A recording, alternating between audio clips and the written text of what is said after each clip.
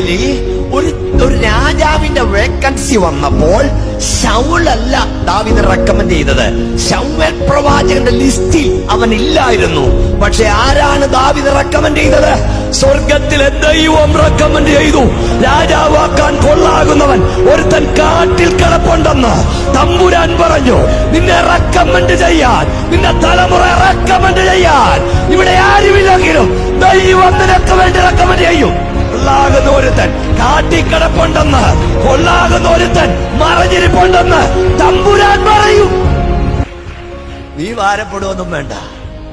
നിനക്ക് വേണ്ടി ആരും റെക്കമെൻഡ് ചെയ്യാനില്ലെങ്കിലും, നിന്റെ തലമുറയ്ക്ക് വേണ്ടി ആരും റെക്കമെൻഡ് ചെയ്യാനില്ലെങ്കിലും നീ കരഞ്ഞോ കുഞ്ഞെ? നിനക്ക് വേണ്ടി UK യിലോ ഓസ്ട്രേലിയയിലോ കാനഡയിലോ ഒന്നും റെക്കമെൻഡ് ചെയ്യാൻ ആരുമില്ലെങ്കിലും സമയാകുമ്പം തമ്പുരാൻ പറയും, ഇന്നടത്തൊരുത്തൻ കിടപ്പുണ്ട്, അവനെ കൊള്ളാമെന്ന് തമ്പുരാൻ പറയും. ഈ രാത്രിയിൽ യേശുവിന്റെ നാമത്തിൽ വിശ്വസിച്ചോ?